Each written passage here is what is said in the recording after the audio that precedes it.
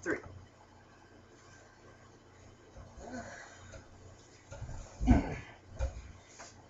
Hello there. As you can see, my colleague is not with me today, but we have a very special guest. Introduce yourself. All right. This is my grandmother. She just celebrated her birthday, so this is my birthday gift to you, letting you join in on the fun.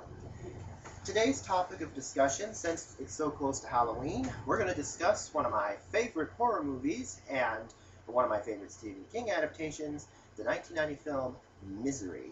You familiar with the movie? Yes, I've seen it.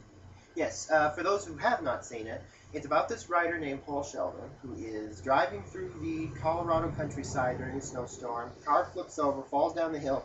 He gets rescued by his self-proclaimed #1 fan, who just happens to be a psychopath.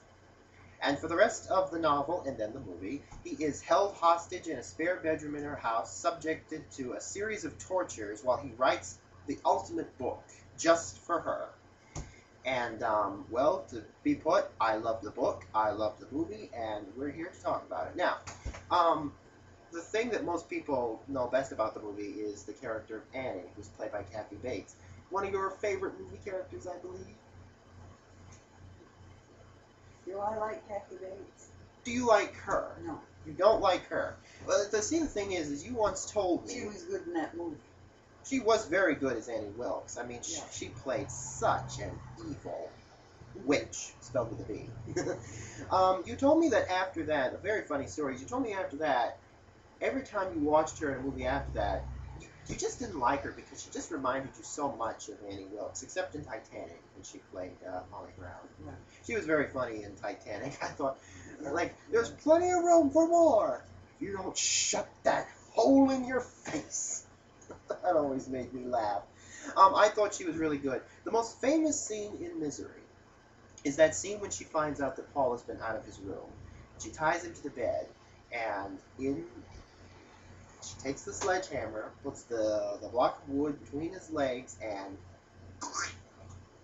and the fact that we actually see the first one on camera is scary enough. We don't see the second one on camera, but it's every time the sledgehammer hits his foot, that cry of pain. Do you want to know something weird? In the original book, it was different. His foot was not broken by a sledgehammer in the book. You want to know how she punished him in the book? She cut his foot off with an axe and sealed up the wound with a blowtorch.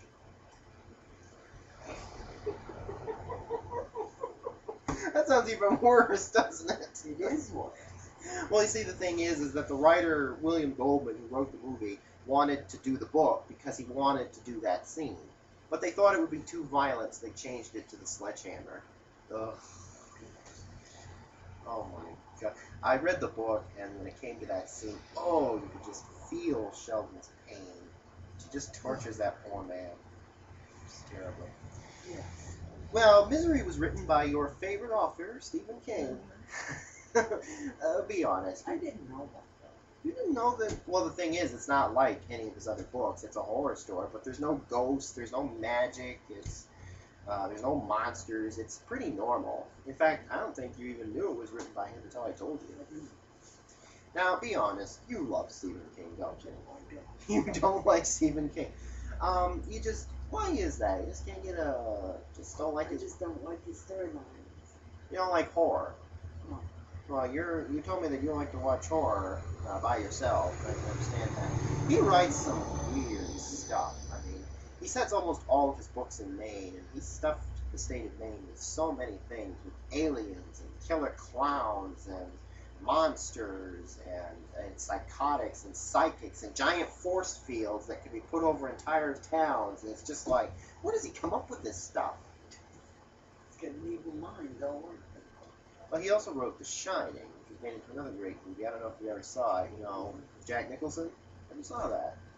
I recommend it. No, actually, no. For you, I wouldn't recommend it because it's very long, it's very slow.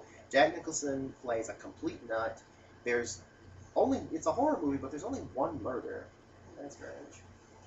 But I would recommend it for someone like you, who's no fan of Stephen King. But you did like Misery. It's probably the only thing he ever did, wrote, or made that you actually liked. I liked it too, and that's all I really have to say about the subject. But you really don't like Stephen King? I really don't. Uh, I'm kind of split. I've read a couple of his books, but I prefer the movies based on his books. I really liked Misery. I liked The Shining. I saw a movie called Secret Window based on a book he wrote. It starred Johnny Depp as a writer who's tormented by this farmer who turns out to be a psycho. And it has that twist ending. And one thing I don't like about Stephen King's is that his stories don't make any sense. Like It, that had the killer clown. That story. Is there ever a storyline that was happy ending? It kind of had a happy ending, and Misery has a happy ending, sort of. Sheldon eventually gets away from Annie and resumes his life and his career. So a couple of his stories have happy endings, but they almost always end sadly. Like at the end of The Shining, not only was this beautiful hotel blown up, but the father died. The movie was even worse. He froze to death. Well, Halloween is right around the corner, so plenty of Stephen King movies are airing on TV, including one really dumb one I saw called The Tommyknockers. That was set in a town called Haven, Maine, and it had aliens in it. So it's just like, I can't get over that. You have to give Stephen King credit. He never forgot his roots. He sets a lot of his stories in Maine, but then when you consider the things that he's put in this state, I mean, these aliens and monsters, it's just like, But I did see that Tommyknockers miniseries. That was okay. Pretty dumb, though. Ooh, the phone. Saved by the Bell.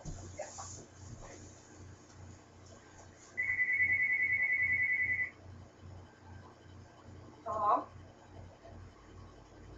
He went to play ball. Yeah? Well, that's our signal that time is up. A nice little discussion here, I think. Yeah.